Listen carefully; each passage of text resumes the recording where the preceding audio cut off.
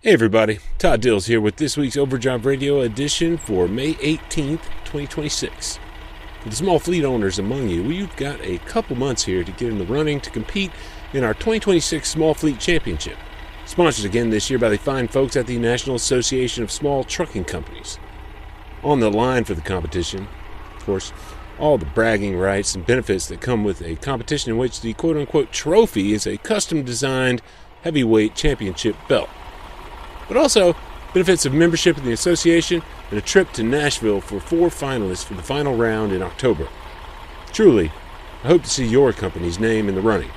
Get in there today at overdriveonline.com/2026SFC. Here we go.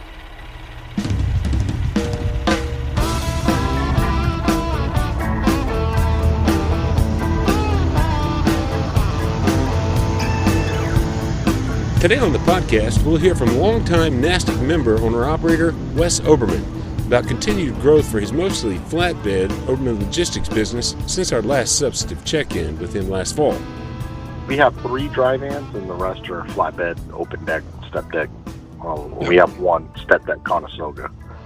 Oberman's now well past the 10-truck mark, all the growth coming with owner-operators leased to the company with a mix of self-dispatch and, with his wife Laura in the back office, managed dispatch loads for those who want them.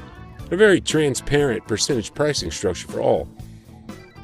What's more, in an age in which liability insurance for motor carriers of all stripes just continues to roll up and up and up in cost, Oberman's learned lessons from his insurance agent at NASTIC about his own and leased owners' engagement with data. Data that their operations generate with a mind towards safety benchmarking for insurance carriers, giving insurers a real window into not only how he collects telematics data generated by use of an ELD system, but how all parties in the carrier's operation engage with it. Earlier this year at renewal, he actually was able to achieve a reduction in overall cost with his agent shopping coverage around, insurers fighting for the business of a motor carrier whose risk they really trust. Keep tuned for details from the Huntington, Tennessee headquartered owner on that score, and yeah, he's got a bit of a leg up being mostly flatbed in the current moment, in spite of difficulties keeping fuel costs in check with maximum efficiency.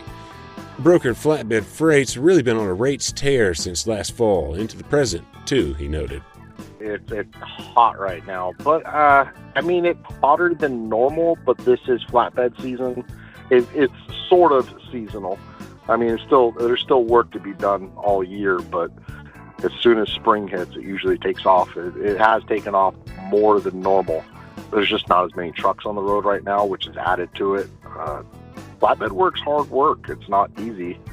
You're not just backing up and waiting to be loaded and unloaded. It's stressful work compared to normal dry van or even reefer. I think the rates are where they really should be, especially with the fuel the way it is.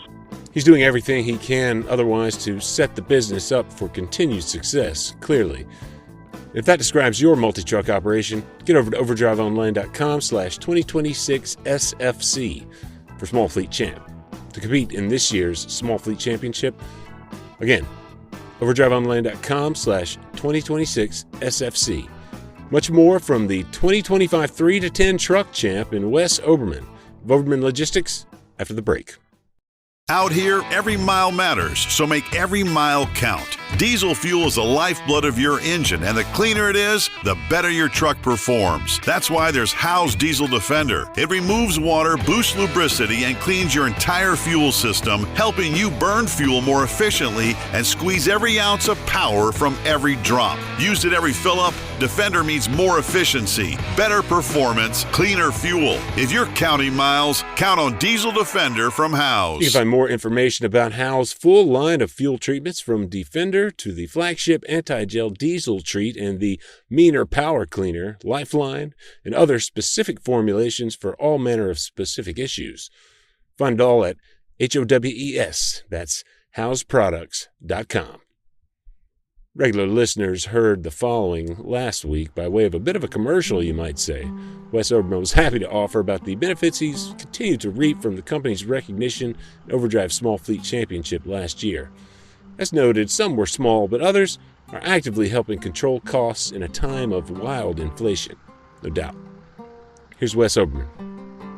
I have added that we are the small fleet champs to the bottom of my little email signature. I also used it. We just renewed insurance, and I also used it as a talking point when talking to all these insurance companies. It's really a good badge of honor, in my opinion. What was the result on the insurance, by the way? I know we talked a little bit about that a couple of months ago. Did it come out the way you wanted it to, I suppose? It really did. It really did. We had companies fighting over our business this year. It was a nice turn. You do that through NASTC as an agent, right? Yeah. We go through NASTC. Mike Jordan, in particular, is our insurance agent. Did you actually come out with a sort of a reduction in overall cost this year? I would say overall, yes. I bundled our physical damage in with our auto liability, general liability, and cargo. So overall, it did get a reduction. Not much, but considering with inflation and stuff, people are seeing crazy increases in the rates. I saw it as a major win. We still have all the same owner-operators as we did in November, and we have added 2 more. And I am looking to add about 3 more in the next month or so. And then I'll probably keep it capped at that until the next renewal. Insurance companies don't like you to grow so fast, so we kind of got to do it slowly. But, man, the amount of people I talk to in recruiting that have seen the article and then an interview we did with NASTC at the conference as well. It's every single day I get a new recruiting call. And I hate to turn away good owner-operators, but when we're at a cap, we're at a cap, unfortunately. Almost every day we get a new phone call from a new owner-operator looking to lease on.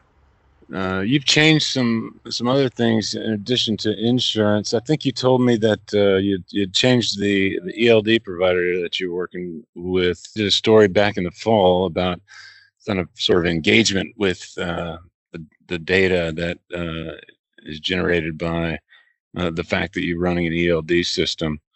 And I think you were using Motive at the time, but you switched to another provider, I think. Tell us about why you did that and who the provider is and what you're getting that you weren't getting before, I guess. Yes, we were with Motive and we switched to Samsara. Main reason being contract. Motive wanted to lock us in at a certain rate, and then that rate would increase every single year, and that was their contract. Not the minimum contract would have been 3 years, so every single year it would have went up. I believe it was 10%, if I remember correctly, and I just was not happy with that. That did not seem logical for us to move forward with them. We looked in and did some digging into other companies, and we went with Samsara, and the data we get from Samsara is incredible. I mean, Motive's great.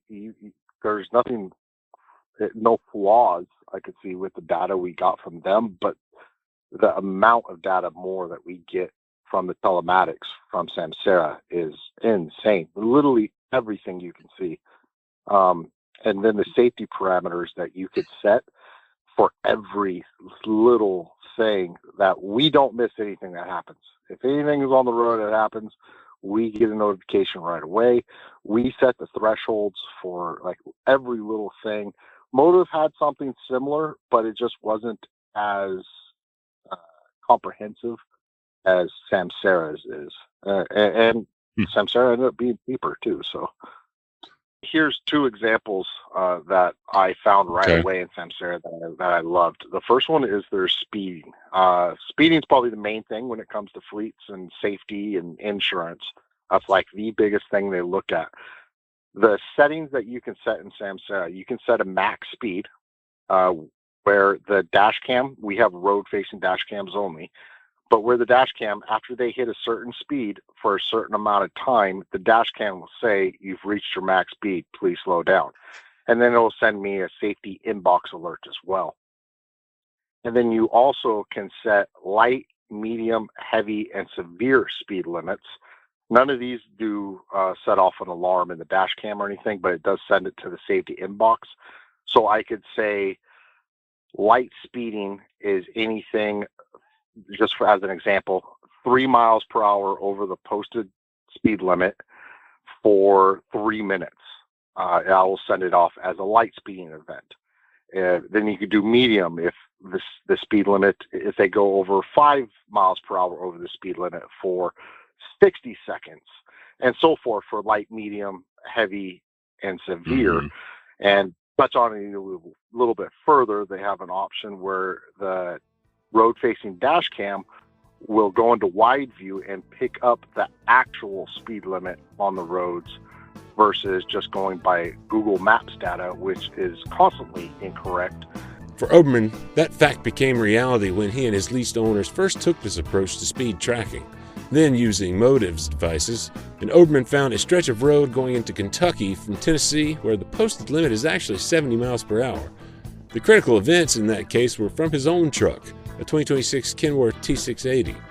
As he told me late last year when we first spoke about data engagement for insurance premium reduction, quote, "It had me speeding in a 55 zone," he said.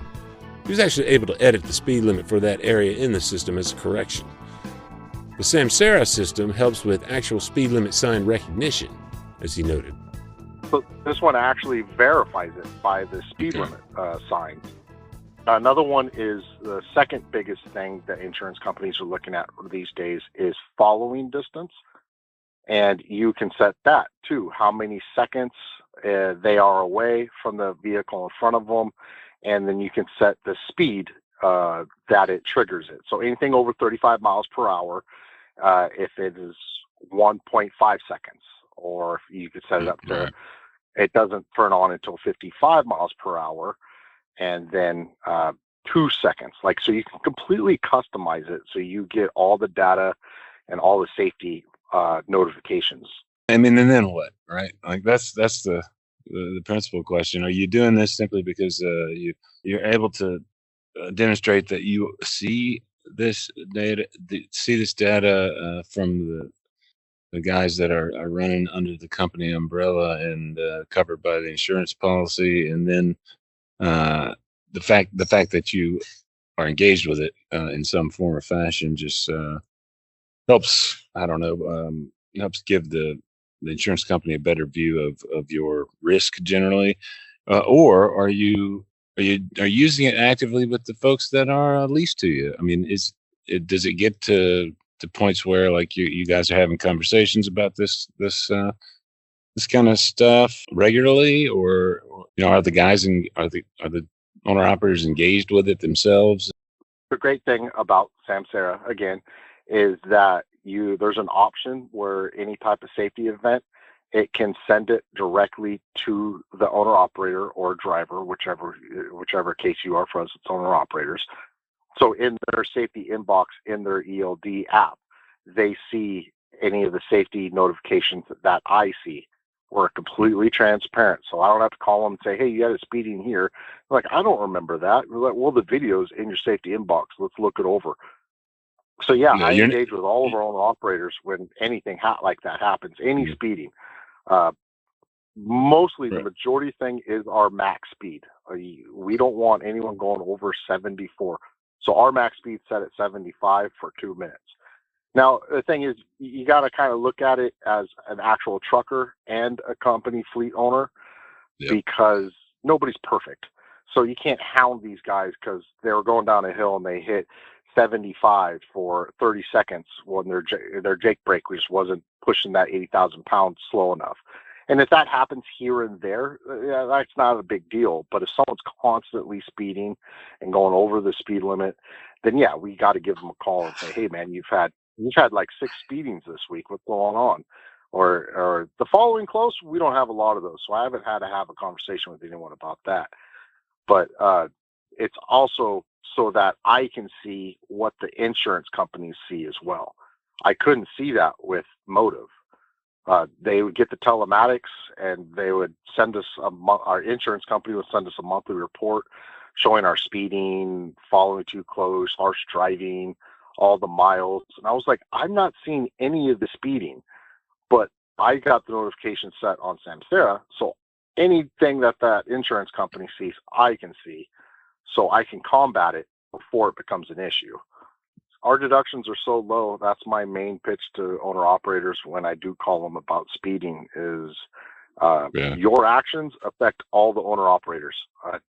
And the same thing with dealing with customers and brokers. Your actions affect every owner operator here. If our insurance rates get jacked up, we got to raise our deductions. Like, we can't eat everything, so we would have to raise our deductions. So you'd be paying more out of pocket. But the bad thing is every other owner operator, and it's because we're not going to have a few bad actors that want to speed all the time, costs our other owner operators money. The great thing is that we got great owner operators, and we don't have a lot of speeding. We don't have a lot of safety events. So this isn't something that I have to do often, is call someone and talk to them about their speeding and whatnot. I imagine too that in your operation today, not a lot of pulling flatbeds, not a lot of great opportunity to really max out on the aerodynamics and save a lot of fuel that way. So I imagine people are going pretty slow these days with the prices of fuel. Yeah. If someone speeds and I call them, I bring that up too. Man, with fuel the way it is, you think you'd want to slow down to save some money. I personally, I don't go over 62 on my truck just because the fuel. Like, I want to maximize my fuel mileage as much as possible. And the thing is, going from 62, let's just say to 70, you're saving yourself like 10, 15 minutes, but you're going to cost yourself a couple $100 over the week. Like, it doesn't make sense. I guess in your case, a lot of the owner operators are out running their own operation as a self-dispatch kind of situation. Are you thinking of getting into more managed freight? Are you working with brokers on the regular that you can expand that way, or are we just looking at primarily self-dispatch kind of arrangements? Primarily self-dispatch arrangement. It seems to be working out well, especially in the market right now. However, we do have a few owner operators that went out and secured direct freight themselves, and they run a mixture of spot market and servicing the customers that they found, which has worked out great for them. That's real dedication to your operation there on their part, right? That's the kind of thing you want to incentivize. Yeah, I tell people all the time to ask if we have direct customers. I tell them that we don't actively pursue direct customers because I just don't believe in telling an owner-operator that they have to do this lane to service our customers. But if you want to get a customer, we more than welcome that, and we will not share that information with any of our owner-operators unless you want us to and you need help fulfilling those lanes. Then we will present it to an owner-operator. The company also offers assistance in dispatch and load negotiation to anyone leasing there who needs it. Most of the burden shouldered by Laura Oberman in the back office in Tennessee. As the small fleet's grown, it's been manageable for her given the many owner-operators leased there who are fundamentally willing and able to handle most of that business themselves. At once, she's busy. She's busy. With how busy everything is and the load boards the way they are. We're actually thinking about hiring back one of our other owner operators that retired and having him be a dispatcher with us to kind of spread the work out. But yeah, he was owner operator with us for years. A couple people he recommended to us are even still with us. And we reached out to him. Maybe in the next month or two, we might bring him on to help us out and give even better service to the owner operators that come on with us. You offer up like two basic variants on the sort of level of involvement in load planning and dispatch and everything for the guys that lease on. One of them is one of them is to work closely with back office there with Laura on dispatch of loads and handling the paperwork, and the other one is like something much closer to kind of complete control and independence. Yeah, so we offer self-dispatch. We'll completely leave you alone and just handle all the back office paperwork and anything in between from self-dispatch to full dispatch. Someone needs help just getting out of an area, we're there for them. If they want someone to fully dispatch them, we'll do that too. And that's all free and it doesn't cost anything. We just don't want people being stuck or feeling like they don't have any help out there. Like, we're here 24/7. You need help with the load, a broker or shipper's giving you a hard time, call in. If you don't want to handle any of it, we'll handle all of it for you. Yeah, you get into that point where it's going to take more than one person in there. Yeah, it really just depends on the mix of owner operators we have. We do have some people who don't like talking to brokers or booking loads, and we fully dispatch them. And then we got some people that we talk to maybe once a month just to verify something on a rate con or just to ask for some paperwork, and that's it. They've been booking their own loads for forever, and that's how they like to do it. We do settlements on Thursdays, and those are her busiest days. She is just nonstop going 24/7 on Thursdays, just because she's got to get all the settlements done. And then, of course, we're dealing with all the owner operators that need help at the same time. Yeah, those are her stressful days. I try to make it as easy for her as possible. With plans to bring on an additional 3 leased owners fairly soon to push Oberman Logistics forward on growth through the end of the year, Wes Oberman will hit 16 trucks operating under his authority through 2026, he said. And as previously reported, he'd been using the Dig It Truck and Trailer Repairs lot with Truck Parking Club for his longer-term parking along his own principal lane on I-40 between Memphis and Nashville in Tennessee. But more recently, I learned he's no longer paying for that parking service, given a new partnership with a nearby leasing company where he's able to park, he said. He inked that partnership after inquiries from some lessees about renting trailers. Yeah, we partnered with H&P Leasing here in Jackson, Tennessee, to offer rentals for dry vans and flatbeds. We really promote owner-operators to own their own trailers, but there's so many that do not. And we were turning away so many very well-qualified veteran owner-operators who just didn't want that hassle of having a trailer, to own a trailer. So we're now offering rentals to them. Right across the yard, they had a huge lot that was open, and they're allowing any of us, our owner-operators, or me, because I own a truck too, to park there as we want. And when we order a trailer, they just back up the trailer right next to my truck, and they'll give me a call and tell me that's our trailer. And when the owner operator needs it, he comes and just hooks up and takes off. Flatbed trailers, dry vans, all of the above? Dry vans and flatbeds. There's a lot to glean there from Wes Oberman, well-deserved on his big 2025 Small Fleet Champ win for providing a solid, stable home for leased owners with transparency, with efforts to save on insurance costs, with expanding options tailored to the needs of individual owners. I, for one, am no doubt excited to see where he goes over the next years, that's for certain. If you're running a fleet of at least 3 trucks, we'd love to learn where you've been and where you're headed, no doubt. Get in the running for the 2026 Small Fleet Championship with a trip to Nashville for the NASTC Conference in October on the line for 4 finalist owners, and all the bragging rights and the benefits Oberman noted up top, of course. You can enter today at overdriveonline.com/2026SFC. That's overdriveonline.com/2026SFC. SFC for Small Fleet Champ. And finally, a word to those among you with a mind toward growth. Maybe no better a contact tool than a phone number anyone can remember easily. Our website is Oberman Logistics. That's OBERMAN Logistics.com. Or you can give us a call at 833-OBERMAN. 833-OBERMAN.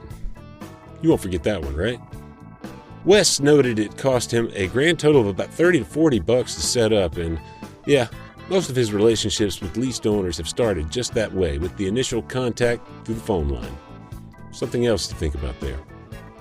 Find those links to our prior coverage of Oberman Logistics and where you can enter this year's Small Fleet Champ competition via the post that houses this podcast for May 18th, 2026 at overdriveonline.com/overdrive-radio and in the show notes wherever you're listening.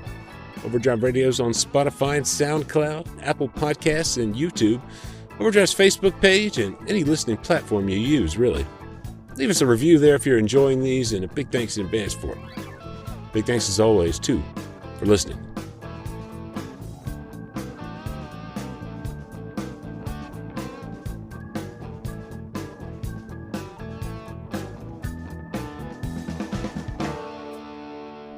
Overdrive Radio is a production of Overdrive, the voice of the American trucker. It's edited and produced by me, Todd Dills, with the acoustic guitar and other support trucker-songwriter Long Haul Paul Marhofer. The theme is Legend of the Snake Man by Marhofer, featuring the guitar work of Travis, the Snake Man himself, Whammick, Terry Two Socks Richardson on bass, keys by Tishomingo Jim Whitehead, and on drums, Andrew Marshall. The podcast is backed up further by Overdrive's own social media coordinator, Jasmine Campbell, senior editor Matt Cole, executive editor Alex Lockie, and video editors Lawson Rudisell and Andrew Gwynn.